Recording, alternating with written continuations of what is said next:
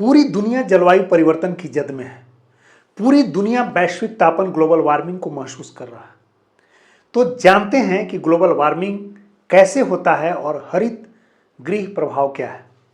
यानी global warming के जिम्मेवार जो तत्व है, रिस्पॉन्सिबल जो फैक्टर है, हम उस हरित प्रभाव को जानने की कोशिश करते हैं सरल और आसान शब्दों में। तो आइए, जैसा कि आप जानते हैं कि वायुमंडल में 0.03% जो है कार्बन डाइऑक्साइड की मात्रा पाई जाती है। यह कुदरत द्वारा दिया गया है और यह जो बैलेंस है, जब तक यह बैलेंस बना हुआ है, यानी 78% नाइट्रोजन, 21%, 21% ऑक्सीजन और कार्बन डाइऑक्साइड की जो 0.03% की मात्रा है, यह बैलेंस है। जैसे ही मानवों द्वारा अपने लोभ के कारण, अपने लोभों को संवरण नहीं कर पाने के कारण जब संसाधनों का शोषण होता है, एक्सप्लॉयटेशन होता है, तो ऐसी स्थिति में जो है कार्बन डाइऑक्साइड की मात्रा बढ़ जाती है वायुमंडल में, जो हरित गृह प्रभाव उत्पन्न करता है, ग्रीन हाउस इफेक्ट उत्पन्न करता है। तो आखिर ऐसी कौन सी खास बात है जो CO2 की मात्रा वायुमंडल में बढ़ जाने से, कार्बन डाइऑक्साइड की मात्रा वायुमंडल में बढ़ जाने से हरित गृह प्रभाव उत्पन्न होता है, और यह हरित गृह प्रभाव, ग्रीन हाउस इफेक्ट जो है ग्लोबल वार्मिंग के लिए जिम्मेवार है। तो आइए हम जानते हैं है क्या कि CO2 यानी कार्बन डाइऑक्साइड का एक खास गुण है। खास गुण क्या है कि सूर्य से जब पृथ्वी तक आने वाली जो ऊष्मा है वह शॉर्ट वेव्स के रूप में आती है और धरती इसको ग्रहण करती है, और शाम में, रात्रि काल में यह धरती इस लघु तरंग के रूप में जो आने वाली सूर्य से किरणें थी, ऊष्मा को ग्रहण की थी, यह धरती की खास प्रवृत्ति है कि इसे दीर्घ तरंगों के रूप में इसे यूनिवर्स को वापस कर देती है, ब्रह्मांड को वापस कर देती है। आया शॉर्ट वेव्स, और अर्थ जो है रात्रि काल में अपने सरफेस से लॉन्ग वेव के रूप में इस हीट को रेडिएट कर देती है। यह विकिरण का प्रोसेस है। CO2 की खास बात है कि जब CO2 यह वायुमंडल में 0.3% CO2 है, तो यह सीधा आने वाली जो ऊष्मा है लघु तरंगों के रूप में, उसमें कोई छेड़छाड़ नहीं करता है।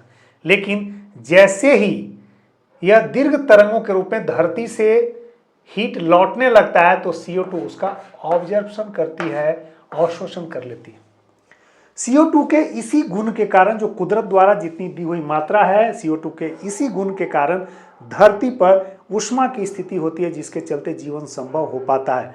अगर CO2 नहीं होता, कार्बन डाइऑक्साइड नहीं होता, तो धरती पर जीवन भी संभव नहीं होता।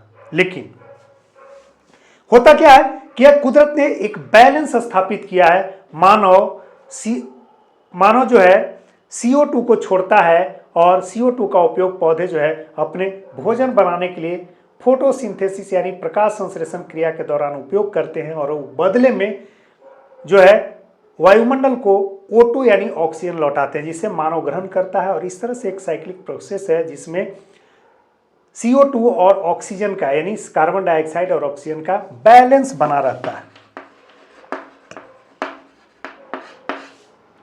यहां तक बैलेंस की स्थिति में किसी भी तरह की कोई जो है प्रभाव उत्पन्न होने की बात नहीं होती है, और जीवन के लिए जो उपयोगी ऊष्मा है वह हमें प्राप्त होते रहता है। लेकिन लोभी मानव करता क्या है कि संसाधनों का मिसयूज करता है, एक्सप्लॉयटेशन करता है, और इस एक्सप्लॉयटेशन का मतलब शोषण करता है। और इस शोषण में जो फॉसिल फ्यूल्स है, जैव ऊर्जा है, जिसमें कार्बन, पेट्रोलियम पदार्थ, डीजल इत्यादि को जलाता है, इससे CO2 रिलीज होता है। कारखाने से निकलने वाले धुआं CO2 को रिलीज करते हैं, और वाहनों से निकलने वाला जो धुआं होता है CO2 को रिलीज करता है। यह वायुमंडल में मिलता है, और वायुमंडल में मिल करके जो इसका कुदरती परसेंटेज है 0.03%, इसमें यह वृद्धि कर रहा है। और यह जो वृद्धि है, यह CO2 की मात्रा में वृद्धि है, यह धरती से निकलने वाले जो दीर्घ तरंग हैं उसको यह तेजी से एब्जॉर्ब कर रहा है, और धरती के तापमान को, धरती के जो आवरण का, वातावरण का तापमान है, उसको वह तेजी से बढ़ा रहा है। और तेजी से बढ़ाने की वजह से यह जो है हरित प्रभाव उत्पन्न करता है। इसी प्रभाव को क्या कहते हैं? हरित प्रभाव कहते हैं। और यह हरित प्रभाव जो है ग्लोबल वार्मिंग के लिए जो है ग्लोबल वार्मिंग को बढ़ा रहा है, दुनिया में तापमान को बढ़ा रहा है। इससे क्या घाटा हो रहा है? इससे घाटा यह है कि जो जितने हिमानियां हैं वह तेजी से पिघल रही हैं, और उस पिघलने की वजह से जो जल की मात्रा है समुद्र में तेजी से बढ़ रही है। समुद्र का जल स्तर ऊंचा उठेगा, इसमें जो है जैव संसाधन जो होंगे वह आहत होंगे, और तटीय नगर जो है डूब जाएंगे, और धरती पर जो है जल प्रलय की संभावना विकराल रूप धारण कर लेगी।